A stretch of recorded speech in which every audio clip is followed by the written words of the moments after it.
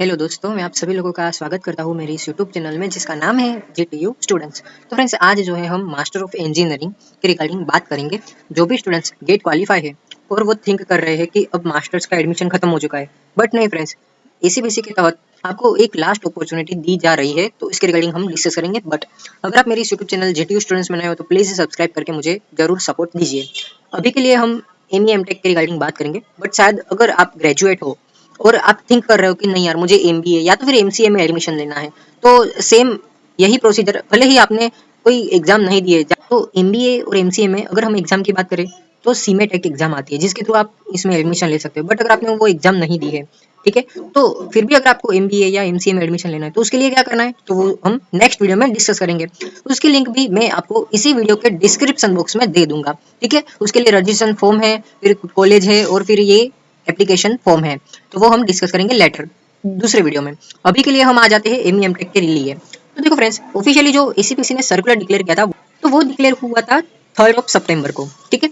Notice cum schedule for additional offline admission round to ME MTech course in government and grant in aid institute 2025-2026, ठीक है। तो देखो friends, बहुत सारी ऐसी इंस्टीट्यूट है जो government and grant in aid है, जिसमें अभी भी कुछ कुछ स्टूडेंट्स ने एडमिशन नहीं लिया है। तो उसमें जो जो वेकेंट सीट है उसमें आप ऑफलाइन एडमिशन ले सकते हो। यहाँ पे कंडीशन नंबर 1 ऐसी है कि अगर आप गेट क्वालिफाई हो तो आप एडमिशन ले सकते हो और आपको पहली प्रायोरिटी दी जाएगी।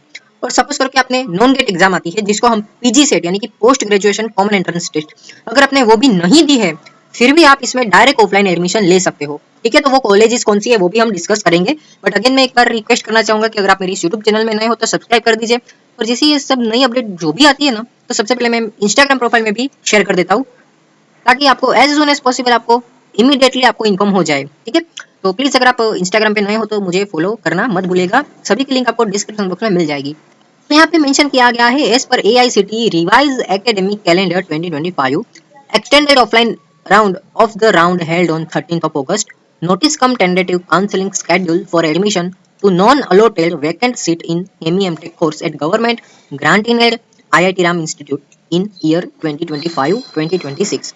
बराबर, यहाँ पे आपको पता चल गया हो कि भी लास्ट अलॉट जो हुआ था एडमिशन वो हुआ था 13 अगस्त को, और उसके बाद भी अगर कोई सीट कोई पर्टिकुलर इंस्टीट्यूट, चाहे वो गवर्नमेंट हो ग्रांट इन एड हो, ठीक है, तो उसमें अगर रह गई है तो आपको डायरेक्ट एडमिशन दिया जाएगा, ठीक है। तो यहाँ पे और आगे मेंशन किया है, in pursuant to AICTE revise academic calendar 2025 and its continuation with offline round conducted at ACPC on 13th August, aspiring candidates who have not registered previously for MEM Tech program, यानी कि आपने अगर ACPC में registration भी नहीं किया है, ठीक है, और अगर आप अच्छी कॉलेज में एडमिशन लेना चाहते हो like government grant in area या तो फिर आईआईटी राम में, बराबर, तो उसी के लिए यहाँ पे आपको क्या करना पड़ेगा कि भी रूम नंबर 112 फर्स्ट फ्लोर जो एसीपीसी है, यानी कि एलडी इंजीनियरिंग कॉलेज के आगे, उसमें आपको ऑफलाइन एडमिशन के लिए जाना पड़ेगा। अब वो कब जाना है वो हम डिस्कस करेंगे, बट सबसे पहले हम देख लेते हैं कि कौन सी कॉलेज में कौन सी स्पेशलाइजेशन के तहत और कौन सी सीट वैकेंट है। जिसमें अगर हम बात करें तो आपको कब जाना रहेगा, तो वो जाना रहेगा 9 सितंबर को, ठीक है। आज की डेट हो गई है 6 सितंबर, ठीक है। तो अभी 2 दिन का समय है, आप अपने दोस्त के साथ भी डिस्कस कर सकते हो, ये वीडियो आप अपने फ्रेंड्स के साथ भी शेयर कर सकते हो। कोई ऐसे स्टूडेंट्स है जो इलेक्ट्रिकल इंजीनियरिंग डिपार्टमेंट में है, और इलेक्ट्रिकल में अगर हम स्पेशलाइजेशन की बात करें तो एमएसयू में ऑटोमेटिक कंट्रोल एंड रोबोटिक्स की एक स्पेशलाइजेशन है। फिर अगेन इलेक्ट्रिकल में एमएसयू वडोदरा में इंडस्ट्रियल इलेक्ट्रॉनिक्स की ब्रांच है। फिर अगेन एमएसयू वडोदरा में micro processor system and application की ब्रांच है, ठीक है। अगर इसमें हम बात करें तो ऑटोमेशन एंड कंट्रोल रोबोटिक्स में 10 वैकेंट सीट अभी बाकी है। तो अगर आप 9 सितंबर को यहाँ पे जो रूम नंबर 112 दिया गया है वहां पे जाके आपको ये सबसे पहले ये एक एप्लीकेशन फॉर्म जो है वो फिलअप करना रहेगा, ठीक है। तो वो भी हम डिस्कस करेंगे कि वो एप्लीकेशन फॉर्म आपको कैसे फिलअप करना है, ठीक है। उसके साथ साथ कौन से डॉक्यूमेंट्स है वो आपको चाहिए होंगे, बराबर। बट सबसे पहले मैं आपको बेसिक अंडरस्टैंडिंग दे सकता हूँ, ठीक है, वो मैं सबसे पहले आपको दे दूँ। फिर इलेक्ट्रिकल इंजीनियरिंग में बात करें तो गवर्नमेंट इंजीनियरिंग कॉलेज भुज, जिसमें स्पेशली इलेक्ट्रिकल इंजीनियरिंग में ही जो इलेक्ट्रिकल इंजीनियरिंग की स्पेशलाइजेशन है वही इलेक्ट्रिकल की इंजीनियरिंग की स्पेशलाइजेशन है, ठीक है। तो उसमें 19 सीट्स अभी वैकेंट है, ठीक है। फिर एली कॉलेज मोरबी में इलेक्ट्रिकल इंजीनियरिंग स्पेशलाइजेशन है, उसमें 20 सीट अभी बाकी है। इसे आप देख सकते हो यहाँ पे है। जैसे विश्वकर्मा इंजीनियरिंग में पावर इलेक्ट्रॉनिक्स की ब्रांच है।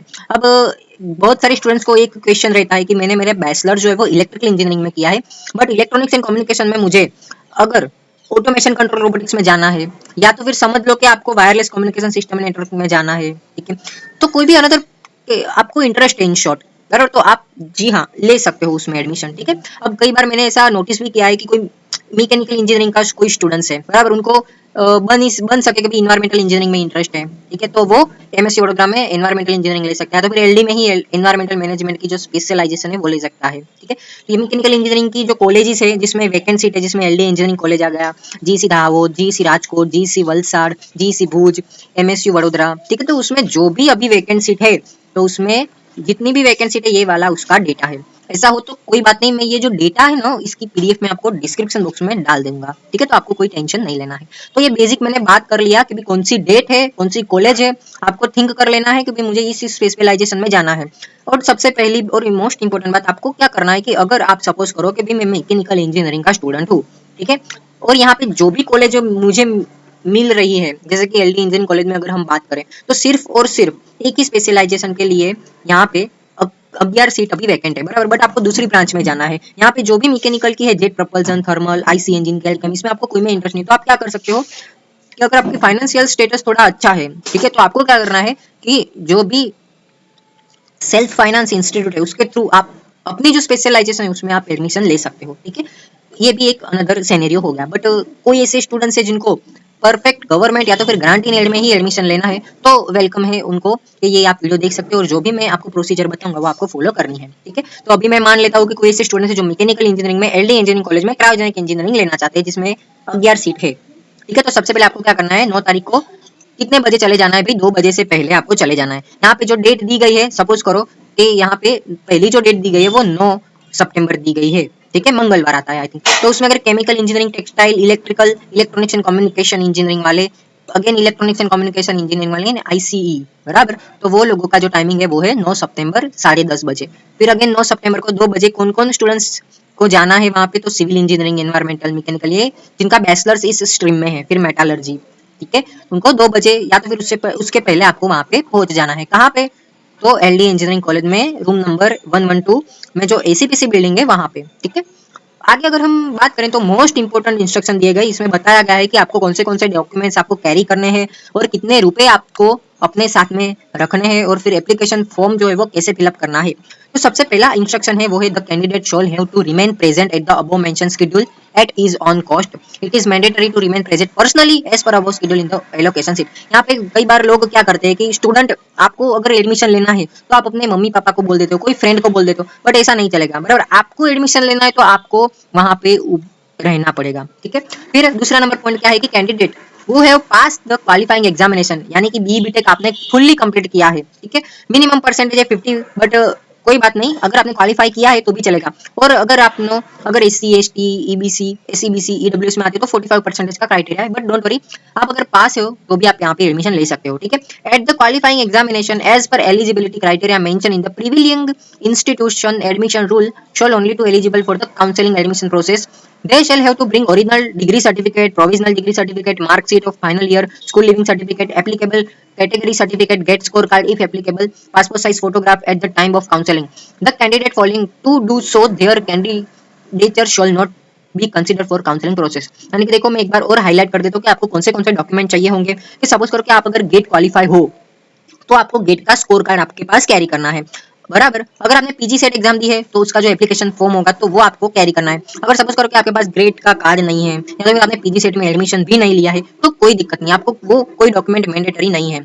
बट हाँ, अगर आपने बैचलर ऑफ इंजीनियरिंग कंप्लीट की है, ठीक है, तो उसका डिग्री सर्टिफिकेट होगा तो वो आपको आपके पास कैरी करना, बराबर। अगर आपके पास डिग्री सर्टिफिकेट नहीं है तो प्रोविजनल डिग्री सर्टिफिकेट होगा जो कॉलेज में से दिया होगा, तो वो तो आपके पास रखना ही है।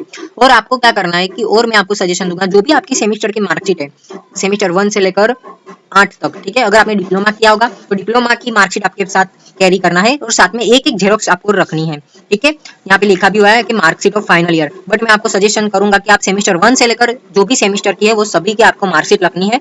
अगर आपने स्कूल लिविंग सर्टिफिकेट है आपके पास, मतलब होगा ही होगा, तो स्कूल लिविंग सर्टिफिकेट आपके साथ कैरी करना है, ठीक है, उसकी जेरोक्स रखनी है। क्लास 10 और 12th अगर आपने किया होगा तो उन दोनों की मार्कशीट आपको कैरी करनी है, उसकी जेरोक्स आपके साथ होनी चाहिए। फिर एप्लीकेबल कैटेगरी सर्टिफिकेट, यानी कि अगर आप एससी में आते हो तो उसका सर्टिफिकेट होगा आपके पास, अगर आप एसटी में आते हो बराबर, फिर एससी बीसी ओबीसी ईडब्ल्यूएस में जो भी कैटेगरी में आप आते होंगे तो उसका सर्टिफिकेट होगा आपके पास, तो उसकी सर्टिफिकेट ओरिजिनल भी रखना है और आपके साथ जो जेरोक्स है वो भी मोर देन 2 कॉपी आपके पास रखनी है, ठीक है। फिर पासपोर्ट साइज का फोटो रखना है, और हाँ, आप पेन और पेंसिल अपने साथ रखना। फिर गम जो गुंदर हम बोलते हैं वो आपको अपने साथ कैरी करना, स्टेपलर आप रख लेना, ऐसा ना हो कि आप वहाँ पे किसी दूसरे के साथ मांग रहे हैं, ठीक है। Black ball pen, blue ball pen भी आपके पास कैरी करना। फिर थर्ड नंबर का पॉइंट क्या मेंशन किया है कि the candidate has also fill the application form available as a annexure 1 at the end of this document and bring the dual fill form along with self-attested copies of document as a mention in application form and a passport size photograph at the time of counseling personally at ACPC Ahmedabad. अब देखो 3 number का point ये बोल रहा है कि ये वाला एप्लीकेशन फॉर्म है जो मैं अब आपको डिस्कस करूंगा कि भी आपको इस एप्लीकेशन फॉर्म में क्या करना है। तो सबसे पहले यहाँ पे मेंशन किया गया है मेरिट नंबर, जो आपको नहीं फिलअप करना। ये मेरिट नंबर एसीपीसी ऑफिस जब आप जाओगे 9 तारीख को तो ये एसीपीसी वाले भरेंगे, यानी कि आपको यहाँ पे कुछ नहीं करना है, ठीक है। सबसे पहले आपको क्या करना है कि अपना पासपोर्ट साइज का फोटो बहुत अच्छा वाला यहाँ पे चोटाड़ देना है, और आपके पास भी पासपोर्ट साइज का फोटो रखना है। और यहाँ पे ध्यान देने के भी आप स्टेपलर का यूज ना करें, कुंदर का यूज करें तो अच्छा रहेगा, ठीक है। और ये एप्लीकेशन फॉर्म 1-2 आपके पास रखना ही रखना, ठीक है। एक आप, और ऐसा मत करना कि आप 9 तारीख को वहां पे जा रहे हो तब आपने जेरोक्स किया बराबर, क्योंकि जो एलडी इंजीनियरिंग कॉलेज है वहां पे आपको जेरोक्स की जो स्टॉल है उसके लिए आपको हैरान बहुत होना पड़ेगा। इस वजह से आप अगर घर में ही हो तो अभी सैटरडे संडे टाइम है तो आप फटाफट जाके ये एप्लीकेशन फॉर्म है वो प्रिंट करा लो और 1-2 कॉपी अपने साथ रखो, और अभी के अभी जैसा जैसा मैं आपके साथ बोल रहा हूँ तो वो आप यहाँ पे लिखते जाओ। अब यहाँ पे सबसे पहला मेंशन किया गया name of discipline applying for. अब डिसिप्लिन यानी क्या होता है कि आपकी कौन सी ब्रांच है बराबर, आप किस ब्रांच में अप्लाई करना चाहते हो, ठीक है। तो सबसे पहले अगर सपोज करो कि मैं मैकेनिकल इंजीनियरिंग का स्टूडेंट हूँ और मैं मान लो कि भी एलडी इंजीनियरिंग कॉलेज में क्रायोजेनिक इंजीनियरिंग में चूज करना चाहता हूँ, तो सबसे पहले मैं लिखूंगा क्रायोजेनिक इंजीनियरिंग एलडीसी अहमदाबाद, ऐसा आप लिख सकते हो, ठीक है। तो यहाँ पे क्या लिख सकते हो आप, name of the processing branch of engineering. और आपने बैचलर ऑफ इंजीनियरिंग जो है वो कहाँ से की है, तो आप बोलोगे भाई मैंने मैकेनिकल इंजीनियरिंग किया है, तो फिर आपको पूरा यहाँ पे लिखना है मैकेनिकल इंजीनियरिंग। फिर have you appeared in PG set, mention your ACPC application number. अगर आपने पीजीसीईटी एग्जाम दी होगी तो आपका एसीपीसी का एप्लीकेशन नंबर होगा, तो वो आपको यहाँ पे मेंशन करना है, ठीक है। अब यहाँ पे अगर आपके पास नहीं होगा तो आपको ये खाना जो है वो खाली रखना है। फिर फुल नेम, अब यहाँ पे कैपिटल नेम में आपका फुल नेम लिखना है। फिर आपकी कैटेगरी, अगर आप ओपन में हो तो ओपन क्लिक करना है, अगर एससी में हो तो एससी क्लिक करना है, एससीबीसी में हो तो एससीबीसी, ठीक है। फिर गेट क्वालिफिकेशन कैंडिडेट, अगर आप गेट क्वालिफाई हो तो यस करना है, नहीं हो तो फिर नहीं लिखना है। अगर आप गेट क्वालिफाई हो तो यहाँ पे जो स्कोर आया है वो आपको यहाँ पे मेंशन करना है, ठीक है। फिर डेट ऑफ बर्थ यहाँ पे आपको मेंशन करनी है। फिर यहाँ पे जेंडर, अगर आप मेल हो तो मेल लिखना है, फीमेल हो तो फीमेल। और यहाँ पे एक बात ध्यान में रखना कि आप कैपिटल लेटर में ही सब कुछ फिलअप करें।